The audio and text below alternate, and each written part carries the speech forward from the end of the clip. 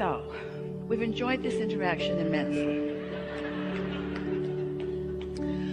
So, we've identified sort of what's been going on for many of you. Esther has focus wheeled herself into oblivion on some situations, because she believed that if she just did another 100 or 2 focus wheels on a certain situation, that then she would be able to communicate with this particular person and everything would be wonderful again.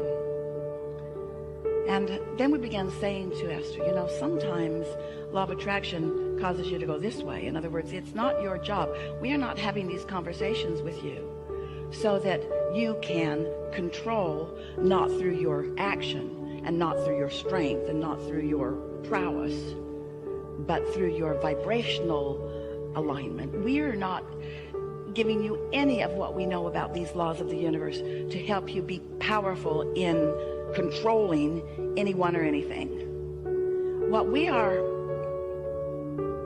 knowing that you want to know is how you can consistently be more of a vibrational match to what you have put over here in your vibrational reality, which means you got to find some way of shaking loose of this rut that you're in, where your highs go this high and your lows don't go that low, and your highs are this high and your lows only go that low. But you've got to get all the way there in order to really be in the receiving mode. You can't be in the receiving mode of magnificent things and be in the petty mode of focusing upon things that other people are doing that bug you. They just don't go together. So here's what we're getting at, and that may be the best sales job that we've ever given in helping you to understand that there's a reason that we are here talking to you about vibration. So this is the conversation about thoughts turning to things. This is the conversation about you being so practiced in a thought that that thought becomes a pure expectation, an absolute belief, a belief that holds no doubt, a belief that doesn't contradict itself, not a hope, not a yearning, not even so much a belief, but a knowing, an unequivocal decision made by you, practiced by you, known by you, exuded by you, and the cooperative components of the universe assisting you in being the receiver of the ongoing, evolving, evolutionary receiver of the satisfaction as each and everything that you desire blossoms into your experience, giving you unequivocal satisfaction moment by moment as it moves along. But you've got to start someplace other than over there so close to where you are.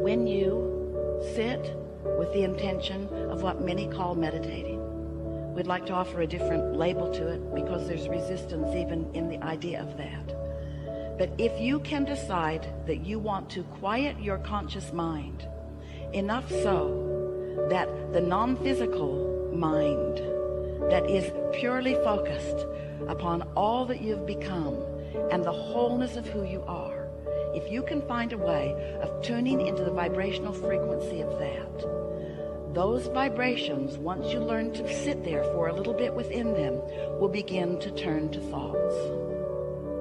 And when those thoughts come, you will feel and understand, while we don't want you to focus very much upon them, the pleasure and the satisfaction of that thought. And as you sit there, not distracted by current, what you want to call reality, but experiencing the whole of your now vibrational reality, what's in your vortex will be able to make its way into your manifested world through the pathway that is your non-contradicted mind. Does that sort of make sense to you?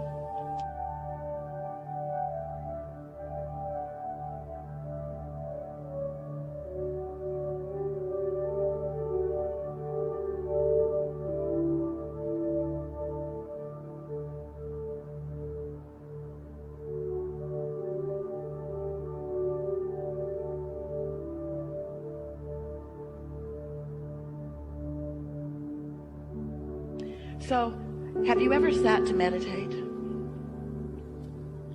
Do you sometimes do that?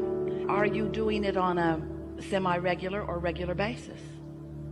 And when you sit to meditate, when someone suggested to Jerry and Esther that they meditate, as soon as they got away from that person in the car, they said, "That's just weird." Jerry said, "I think of myself more as a business person." Meditation just seemed weird to them. That was many years ago, and to many it still seems weird today. But it's because there's not an understanding of what it means. Meditation, if you understand it, and you're about to, will take you back to the core vibration that is unchallenged by beliefs that are keeping you from what you want. Meditation will take you to the vibrational frequency that your inner being is, and as you're able to maintain it for a little bit, law of attraction will bring momentum to that. So when we talk about law of attraction, what we're really talking about is momentum. We're really talking about you being at some starting point, and law of attraction bringing the next and the next and the next and the next and the next and the next and the next. So if you're irritated by something, law of attraction will bring you more and more and more and more and more and more and more and more and more of things like that.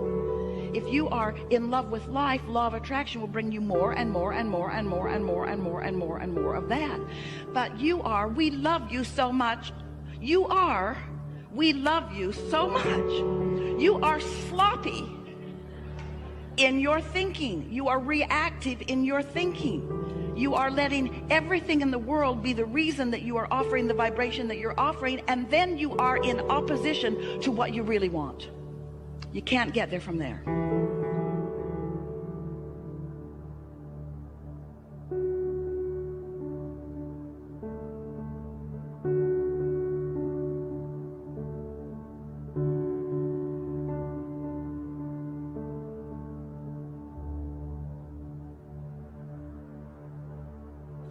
So, when you sit to quiet your mind, at first it's very difficult because your mind has been trained to be responsive to your environment. But when you quiet your mind, and what that requires is focusing upon something quieter. Esther sat to meditate yesterday, and she had a load of clothes in the washing machine. And a door closed, but she could still hear the clanging and the banging of the zipper on the jeans. And it kept her from being able to withdraw from her physical experience. Just something that simple.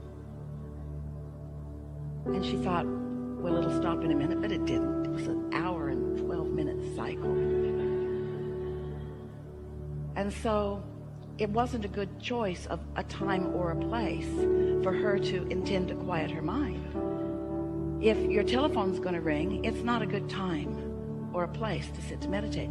You want to find a time when you are not likely to be interrupted, in a space where you can really control the environment a bit. It's good if you can shut out the things that you're mostly physically attracted to. So as you sit in this comfortable position, it doesn't matter what it is as long as it's comfortable. And as long as you believe that you can maintain it for at least 15 minutes without needing to worm around, sit in a comfortable place with one intention, and that is to let your mind be still. And when your mind wanders, and it will, just focus upon the idea that you want your mind to be still. Now, we have noticed, as we've watched so many of you, that it is really helpful if you can find something to focus upon that isn't much to think about. Like even a ticking of a clock is a pretty good thing. Or the dripping of a faucet is a pretty good thing. Or if you want your eyes to be open, it's really better if they're closed, a flickering of a flame. Doesn't matter what it is, as long as it's not very much. So it has your attention, but it doesn't bring a lot of attention. You get the idea. Find something that is easy for you to focus upon, that's not very thought-provoking, and then just focus on it until you receive the sign that you have quieted your mind. And that sign is a physical, visceral feeling of detachment from this time and place. It feels like numbness. It feels like floating. It feels like a suspension of gravity. It feels like detachment. It feels like soothing. It feels delicious. So Esther is sitting there, and once she achieves that state, she begins to realize that some intention other than her own is making motions with her physical body. In other words, she's not deliberately thinking about what she's going to do with her physical body. Something else is. That broader perspective is. That quieted mind is. And once she feels that detachment and begins to feel that, and you will in a day or two or three or four or five, you will feel that. And here's the advantage to you. When you get to that place where you are mindless, you are thoughtless, and the non-physical part of you now is the dominant part of your vibration, you are in a state of utter well-being just for a moment. And you are not doing anything with your physical noticing, with your physical senses, that's distracting from that base of well-being. Now you see, the thing that's so wonderful about allowing, it might take you 15 minutes to get there, and you might only be there a minute or two before your meditation time is up. But that's enough. It doesn't matter how long it takes you to get there. It's just important that you get there, because when you get there, you have pushed the reset button. You have given yourself an opportunity to have detachment from the vibrations that are hindering you. And that rut that Esther found in her knowing what she didn't want and trying to find what she did want is now a little softer. It's less likely that she's going to stay in that rut once finding that. You see what we're getting at?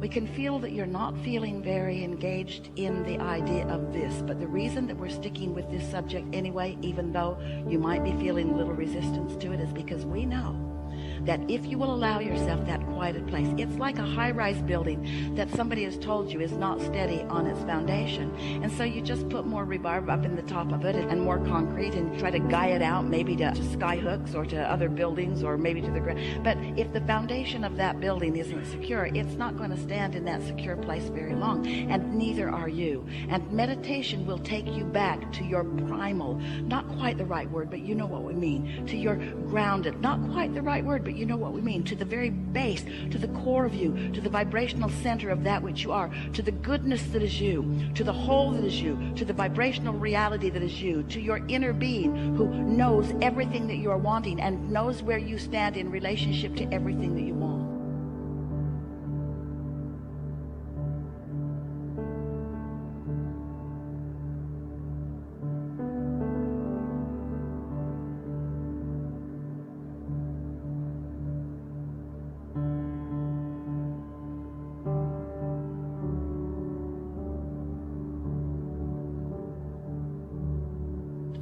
So now you find that vibrational place, that sort of detached place. And once you are pretty good at getting there, have you ever gotten there?